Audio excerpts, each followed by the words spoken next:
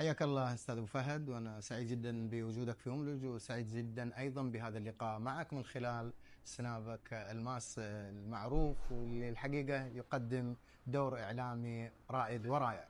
بالنسبه للسيره الذاتيه، خليني ابدا معك بالاسم. انا محمد بن حامد بن راضي السناني، مواليد محافظة أملج. الحقيقة وصلت لأملج عبر أكثر من هجرة، بدأت من المرتفعات الشرقية في العيص وما حولها إلى منطقة الزاوية الشهيرة ببير الوحيدي، وهذا أحد المعالم الشهيرة بير الوحيدي، ثم الرحلة الأخيرة من منطقة الزاوية إلى محافظة أملج. واليوم أنا طبعا في هذه المحافظة وأعتز بوجودي فيها، وأنا من مواليد هذه المحافظة الرائعة والمتطورة والمتجددة أيضا.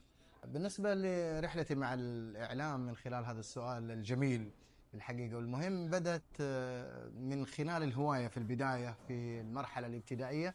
بدأ بعض المعلمين يكتشف أن محمد عنده مثلا مخارج حروف جيدة، نبرة صوت جيدة، وأيضا حضور مسرحي ممكن يعني يؤهله إلى أن يكون في مرحلة أفضل إعلاميا. فتدرجت في هذا. أنا يعني التقيت بأكثر من إعلامي في بدايات تفكير في مجال الإعلام، وكان في ذهني أني أبدأ بتخصص علمي، وحاولت الحقيقة في البداية من خلال دراستي في المرحلة الجامعية في جامعة الملك عبد العزيز بأنه أدخل مجال الإعلام، ولكن ما تسنى لي الأمر.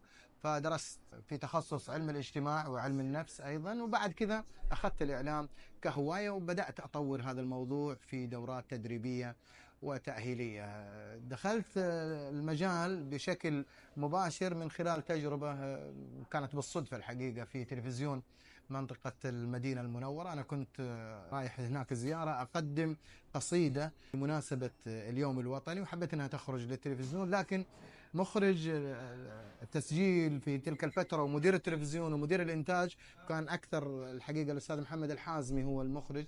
فقال محمد إحنا ما نحتاج القصيدة الآن بقدر ما نحتاج محمد عنصر إعلامي معنا في التلفزيون إلى جانب تسجيل قصيدة وطنية مهمة. فبدأت أول مرحلة إعلامية ببرنامج اسمه فنون شعبية، فكانت الانطلاق. طبعا ردا على سؤالك ابو فهد حول الكتابه الصحفيه، ايضا حتى الكتابه الصحفيه جئتها بالصدفه، لم يكن هناك تخطيط الى ان اكون كاتب، ولكني كنت متابع للكتابه الصحفيه والكتاب الصحفيين بشكل مباشر سواء في المملكه او خارج المملكه. فجاءت فكره اني ارسل اول مقال لصحيفه عكاظ، فتفاجات انه نشر واعطي مساحه كبيره بعنوان جيد. فبدأت ألمس أنه ممكن أني أستمر في هذا المجال، فانتقلت إلى صحيفة المدينة اللي تبنت محمد ككاتب، وأعطت محمد زاوية صحفية معتمدة اسمها من بعيد. واستمر هذا يعني كتابتي في جريدة المدينة لفترة تزيد عن 15 سنة، ولله الحمد. يعني تناولت في هذا الموضوع الجوانب الاجتماعية، الجوانب الفنية، الجوانب الثقافية، فكتبت الحمد لله ما يعني جعلني أعرف ككاتب لفترة طويلة. وما زلت الكتابة تعتبر يمكن أهم مجال أنا أستوعبه وأنا أيضا أستمتع فيه، اللي هي الكتابة الصحفية. طبعا أول زاوية صحفية زي ما قلت أنا كتبت فيها هي زاوية من بعيد. هذه الزاوية كتبتها وأنا عندي هدف أنه أنا بعيد عن المركز الإعلامي بشكل كبير ومركز القرار أيضا.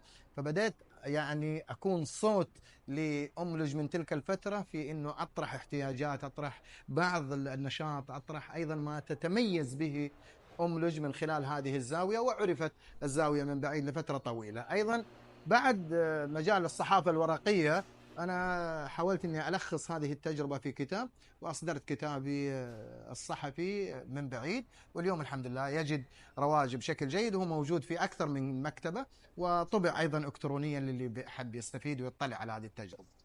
ردا على سؤالك أبو فهد عن مجال شعر الكسرة، طبعا شعر الكسرة أحد الفنون الشعرية المعروفة في محافظة أملج، إلى جانب طبعا اهتمام أهل أملج أساسا بكل الفنون الشعرية سواء كانت النبطية، العربية، الشعر الغنائي. وتميز أبناء أملج في جوانب متعددة، لكن تظل الكسرة واحدة من أهم ما يبدع فيه المثقف أو الشاعر في أملج، اللي هو فن الكسرة.